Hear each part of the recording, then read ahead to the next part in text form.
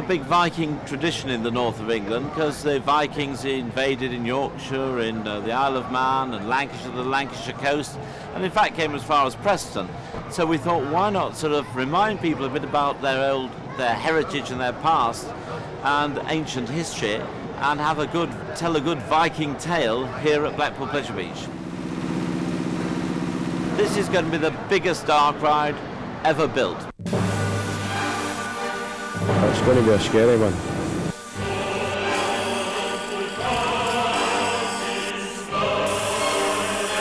Cross between a log flume and a ghost train, apparently. Don't know anything else. Top secret. I want it to be the biggest and the best indoor dark ride. I'm sure it will be a very interesting ride.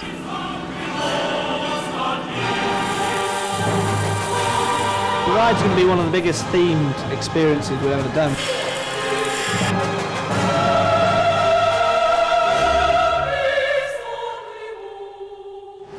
Well, we always build enormous and spectacular rides about every 3 or 4 years, and if we didn't, I think the public would be very disappointed.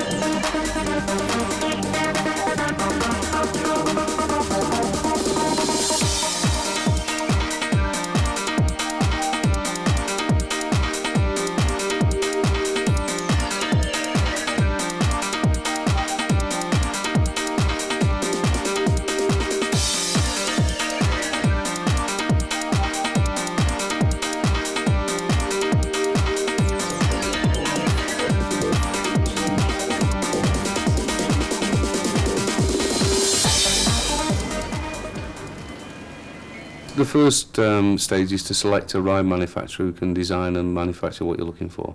There are several around the world who can do this, and we will probably approach more than one at the same time and give them our ideas of what we were looking for and see what they can come up with, and they'll come back to us with options. So once we've selected the ride manufacturer who's going to do it, although most of the rides that we've got here are unique, there are certain elements that are the same that they've built before, and that will guide us to which manufacturers we would like to use.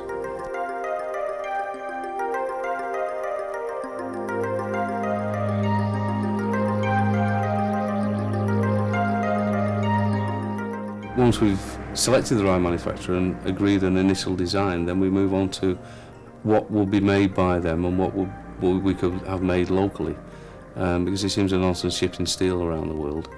So we agree a split between what they make on site in their factory and what we make here in Blackpool or locally. Then there's the foundations for a ride of this type. We needed foundations, not necessarily to hold the ride down, but somewhere to captivate the water.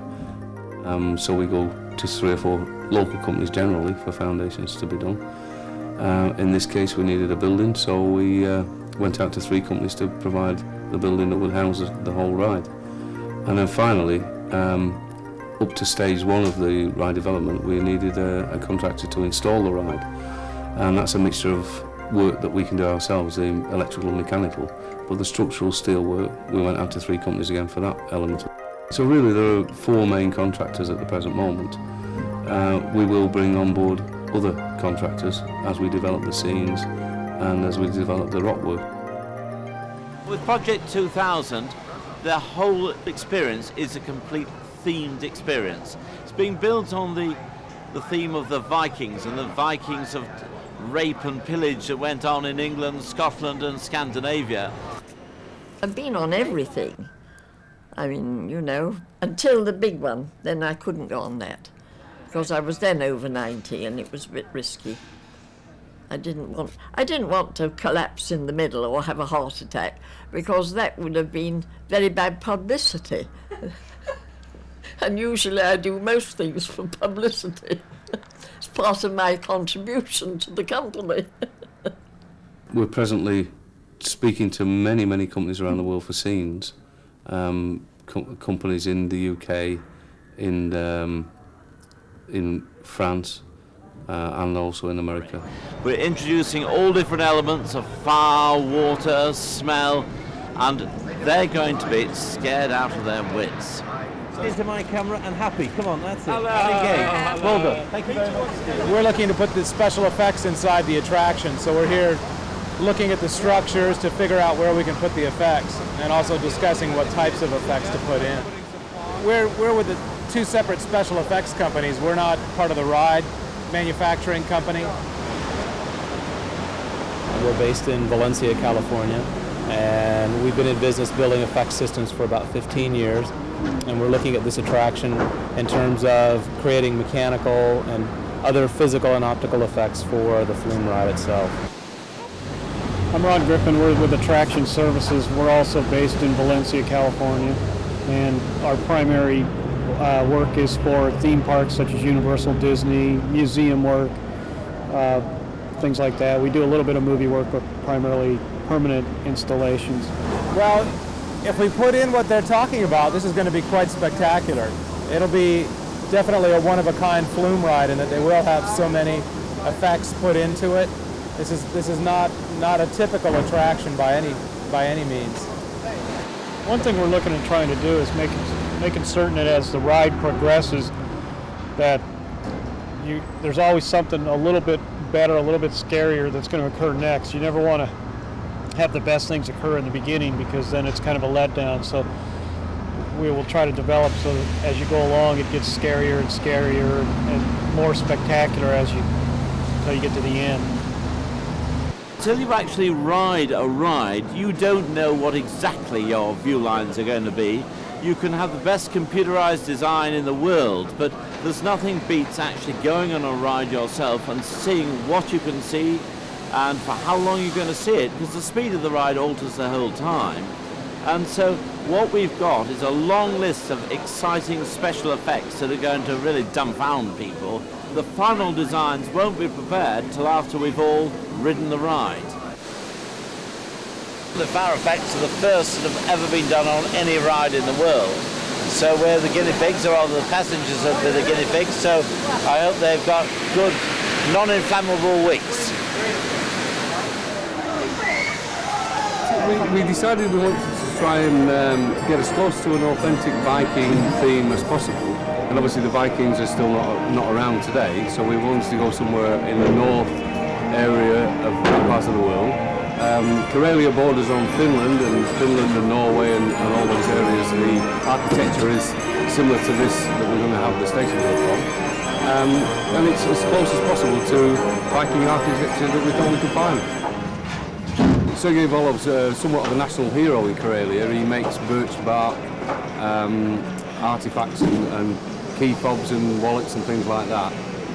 And he's quite a popular gentleman, and he pulled together the team of people to manufacture it and come here and erect it. Sergei is a master of woodwork processing in Karelia. In fact, he works with traditional folk stuff, like this one, for example, birch bark and so on. And in fact, he was invited by Blackpool Pleasure Beach to prepare this project for them.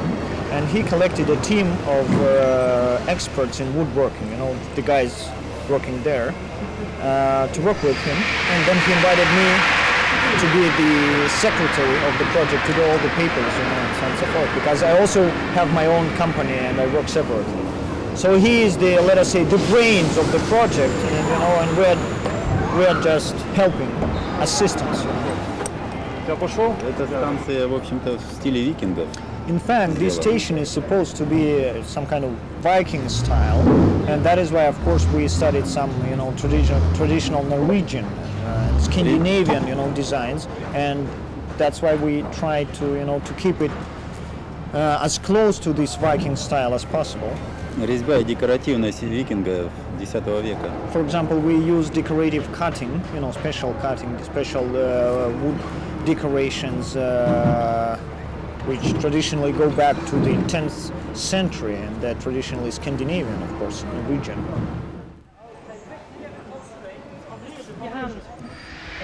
This is called grivna in Russian, and several purposes. First of all, of course, it holds your hair, and besides the Carillion birch, it has some very special features. For example, it sometimes it helps against headaches and so on. We had the Russian company come and build a station for us, and we were so impressed with their workmanship and speed in which they install the thing. We asked them to give us a prize for decorating the cableway station and making that into a restaurant. And similarly, they're going to decorate the outside of the Project 2000 shop as well. So the whole of this area will be a Viking theme, following very similar architecture to the station. Okay. Where's the hair gone? His wife. His wife made him grow. What is it? He looks younger. He looks better like that. Yeah, much younger. Well, today we're naming the ride that's currently codenamed Project 2000. And we wanted to, this is the start of the PR campaign before we open the ride next spring. So we wanted to go in with a bang, as it were. This boat, it's an authentic replica of a Viking longboat, seaworthy, and it's going to be sailed by a crew of about 14 Vikings. Not under sail, unfortunately. I did want to sail, a bit of impact, a bit of drama. They're going to row it around the coast until they beach. They storm up the beach, have a Viking battle, chase up to the ride and claim it as their own.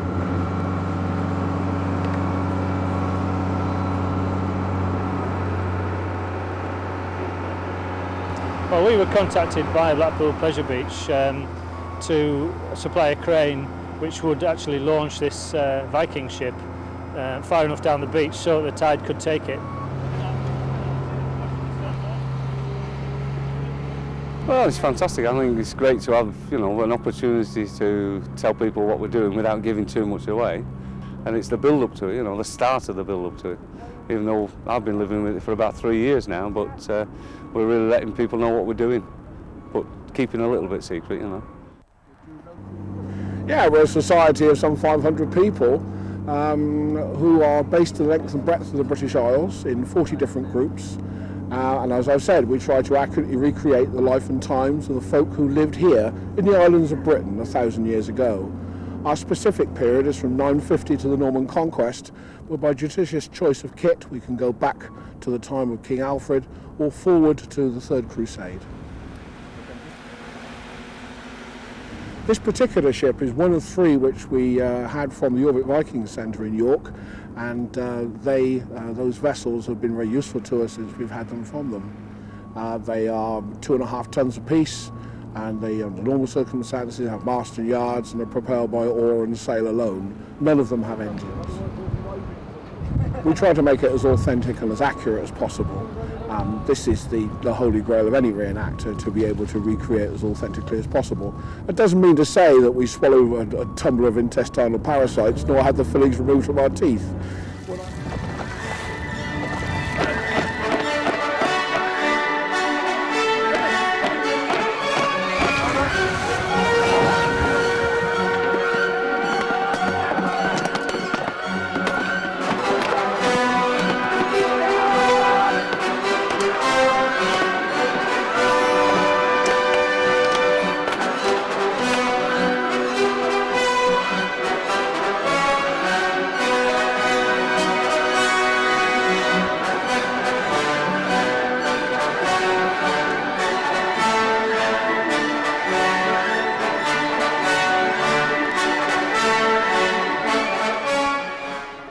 So, I name this place the new home of the gods.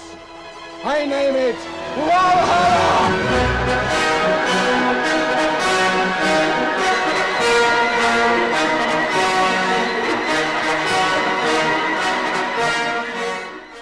We hope you'll enjoy it. We hope you will ride the adventure next year. It'll be opening early in the season next year. The surprise date is going to be kept totally secret until we have permission from the Vikings to open it. They came to us with 3 ideas that they would like worked up, and we came back with a few more ideas, and they've sort of merged together to become sort of, I think now about 5 different ideas. Our creative designer is new to our team, and we've been very lucky because he seems to have taken exactly what the client wanted and produced something they're happy with, and which we have been able to actually turn into reality. It isn't always that easy. You know, sometimes the ideas go backwards and forwards for months on end, sometimes for years, you know, before anything is settled. But this time it's worked really well, and we're all really excited about the project, and we've really got into it. And the designer has come up with ideas that are makeable and scary, which is a godsend.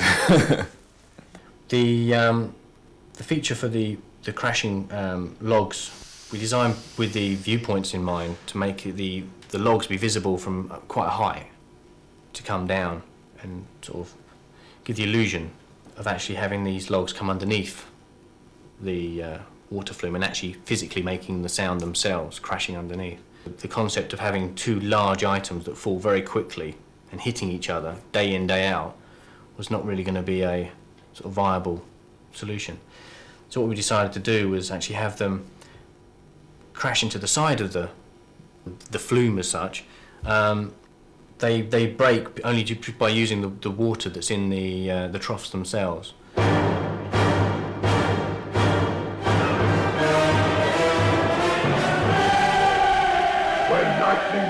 As far as I know, the story behind Odin is that he is a Norse warrior who is I think the son of Thor, and he presides over an enormous feast in Valhalla where all the noble and glorious slain warriors of the Norse legends go when they die, if they have performed, you know, acts of great bravery and courage.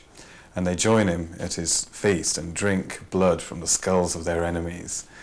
And so we wanted to capture this feeling that the customers are coming into the feast of Valhalla by projecting an enormous head of Odin above the water ride, with him delivering this doom-laden message and hopefully scaring the pants off them. I haven't got a clue what the next. The effect we're trying to create with Odin is a very large hologram style effect, which obviously holograms haven't really been perfected yet, but we've decided to use a technique whereby we took some digital pictures of the actor and then enlarged them and made a fiberglass mask, sculpture. It took us a long time to get this technique right.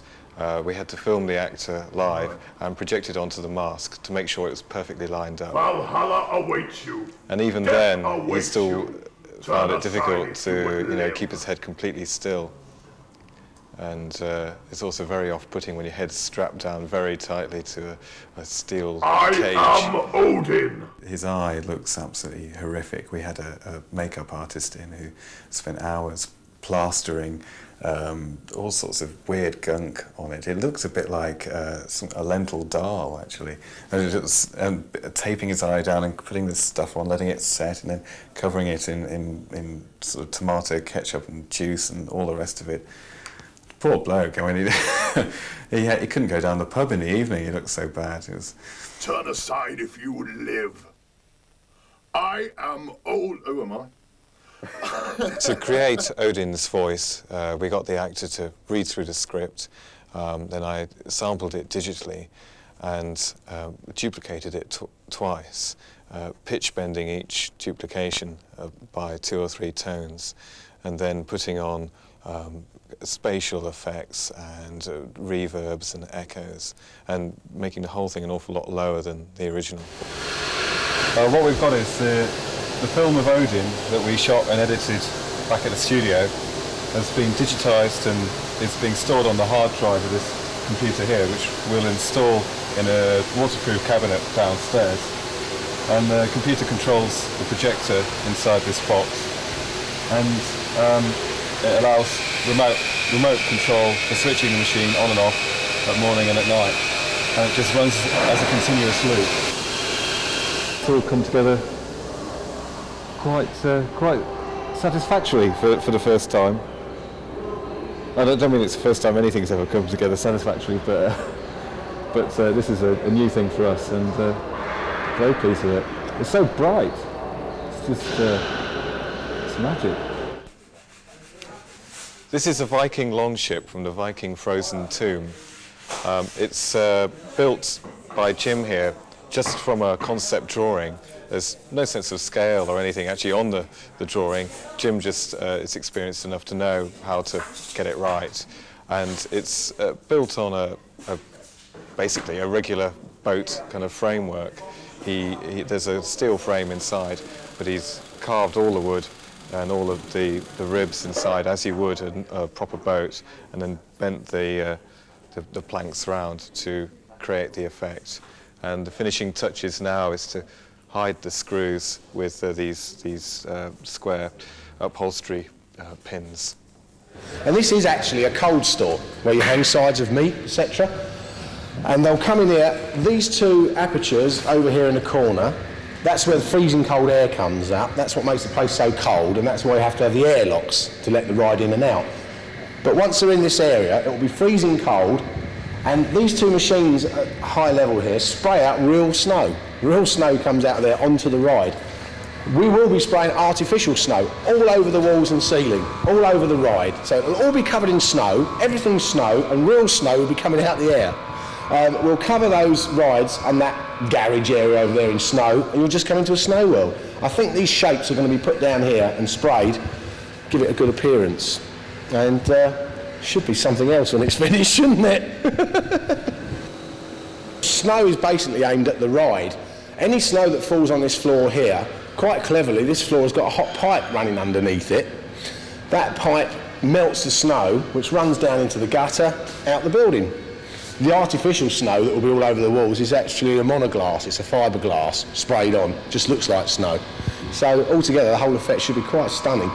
But I think the ride's only in here for about 20-22 seconds, so you can imagine the trouble people have gone to for 20 seconds. I hope they appreciate it.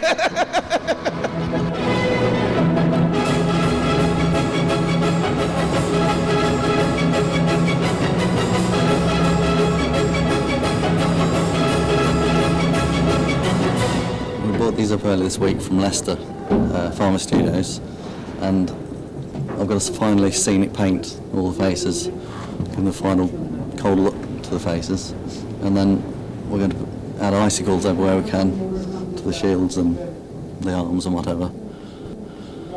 We put the boat together and do the same treatment to that, add the shields and put the icicles on, and hopefully it'll look as cold as possible.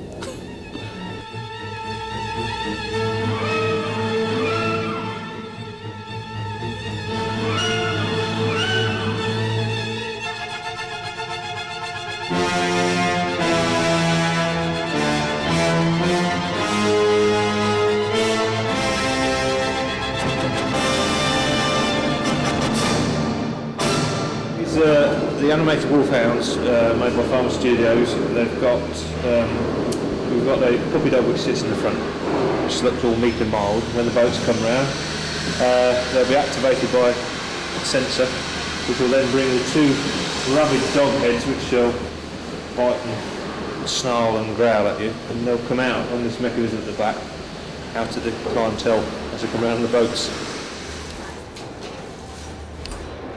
This is the main rail box for the dog heads, which will give them the side-to-side movement, up and down, and the jaw movement. There's also a similar box, a slightly smaller one, for the actual dog in the front. On the puppy dog head, we've got a side-to-side movement, up and down, and the jaw moves as well, so we'll get this sort of effect linked in with a nice puppy sound, a whimpering sort of sound.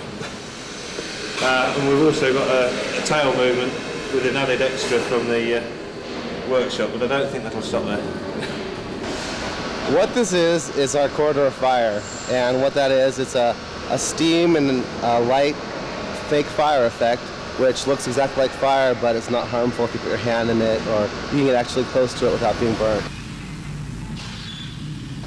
How this works is we have, down here we have a steam manifold that runs the whole length of the track.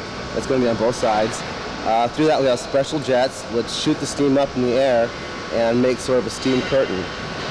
We have lights, red and orange lights, which color the steam, and we have an air amplifier which fans it to make it look like actual flames. And now, ladies and gentlemen, we shall see men fly through the air, courtesy of the Royal Marines.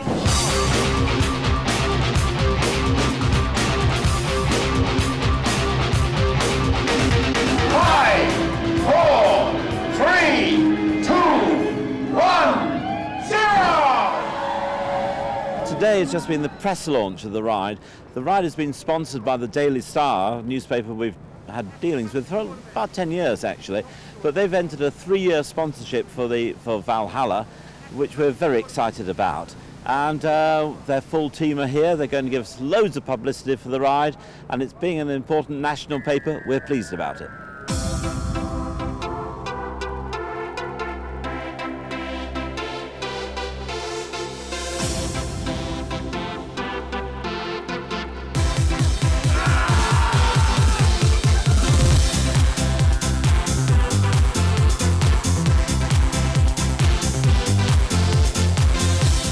We're big fans of theme parks. My wife and I, we've been all over the world, so I can honestly say that of all the places we've been, all the parks we've been to, Blackpool is the most fun, and Blackpool Pleasure Beach has the most rides, is the best place to visit, and it's just about to become even better. We are looking forward to getting tremendously wet. We're also looking forward to getting rid of these bloody stupid hats.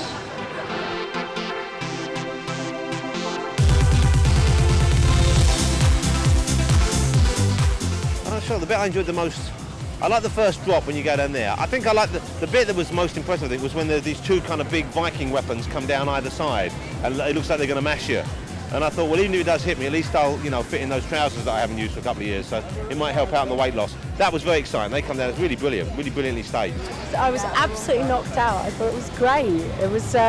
I love that it goes on for a really decent amount of time, which is unusual for those adventure rides. I mean, because usually you just don't want them to end. I didn't want this one to end either, but it's a really good long ride. It's got loads of unexpected elements, and no, I loved it. I can't wait to go on it again.